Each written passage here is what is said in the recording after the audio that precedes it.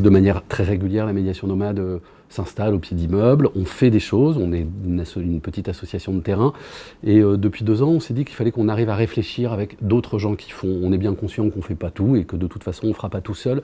Donc pour la 2e fois, on avait initié ça à Bondy l'année dernière, en partenariat avec le CGET évidemment aussi. On a fait une escale à Marseille au mois de juin, et là, on essaye de créer ce moment de réflexion collective avec d'autres associations, d'autres acteurs de terrain qui ont à apprendre de ce que peut faire la médiation nomade et dont on a nous aussi beaucoup à apprendre. Voilà. Donc c'est la volonté pour nous, c'est d'essayer de réunir des gens qui ont décidé de s'occuper des moments un peu délaissés le soir, le week-end, ou qui ont des modes d'action un peu originaux, ce qu'on a baptisé le nomadisme social, la façon d'aller vers le public, quoi. Voilà. C'est ces 2 questions qu'on veut essayer de mettre en débat le 7 septembre.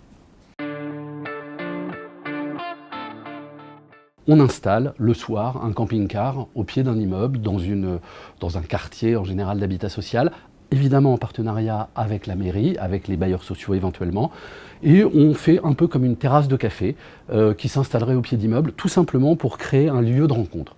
Et puis ensuite on essaye, et Yazid qui s'occupe de toutes ces médiations, Yazid Kerfi, fait naître une sorte d'alchimie qui prend plus ou moins bien selon les endroits et selon les moments, mais c'est toujours un moment où finalement, les gens qui ont l'habitude de traîner en bas de chez eux se retrouvent avec une sorte de café improvisé qui leur permet soit de discuter entre eux, soit de discuter avec des gens venant de l'extérieur, parce qu'à chaque fois, il y a des personnes invitées dans le camping-car de la médiation nomade, soit tout simplement de faire des jeux de société, de boire un thé à l'amande, d'écouter un peu de musique, de regarder un match de foot, ça arrive aussi, enfin voilà. Mais de créer cet espace de convivialité qui n'existe pas dans les quartiers. Il y a plein de bars à Paris, mais dans les quartiers d'habitat sociaux, dans les zones sensibles, on les appelle comme on veut, il y a peu de lieux de socialisation ouverts la nuit.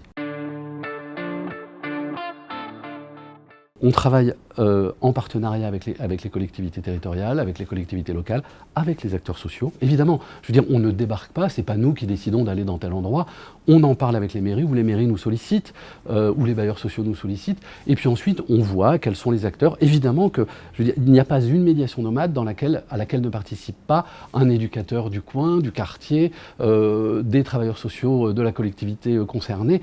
Voilà, donc si vous voulez, nous on essaye, notre idée c'est d'essayer d'amorcer la pompe, de faire l'étincelle, de recréer le premier lien sur ces moments-là dans ces territoires, sachant que quand on arrête, on sait très bien que tout est à faire. Donc c'est pour ça que ça n'aurait aucun sens de faire ça dans notre coin. Si vous voulez, nous on essaye de créer le petit point de bascule, et puis ensuite c'est aux professionnels, aux travailleurs sociaux locaux de s'emparer de ce qui a pu naître. Évidemment, je veux dire, les besoins, ils sont des besoins financiers, on ne va pas se mentir. Il faut bien que la médiation nomade, elle vive, même s'il y a évidemment un certain nombre de bénévoles dans cette association. Il y a 2 permanents, il faut bien qu'ils puissent gagner leur vie. Il faut qu'on puisse mettre de l'essence dans le camion, il faut que, bon, il y a cet aspect, je dirais, matériel. Il y a d'autres choses, nous, auxquelles on commence à être confrontés, parce que ça fait 5 ans qu'on existe. Ce qu'on aimerait essayer de mettre en place, ce serait une sorte d'accompagnement pour que d'autres puissent s'emparer. Si vous voulez, nous, on est en open source, comme on dirait dans l'Internet. Il y a un camion qui s'est créé à Lyon, il y a un camion qui s'est créé à Bagneux. On aimerait bien avoir les moyens financiers, intellectuels, d'accompagner ces gens qui viennent nous solliciter pour essayer de partager en quelque sorte notre méthodologie. Toute la question qui se pose, c'est le « et après ». Quand on remballe le camion et qu'on est venu 4 soirs en 4 semaines, et après ? Qu'est-ce qui se passe? Est-ce que quelque chose peut sédimenter sur ce qu'on a essayé de faire? Comment est-ce que les travailleurs sociaux peuvent s'en emparer? Comment est-ce qu'eux aussi peuvent continuer à s'engager sur ces moments? Comment est-ce qu'on peut essayer d'être les déclencheurs d'un mouvement qui, évidemment, relève de la puissance publique? On est des artisans du lien social, pas plus. Hein.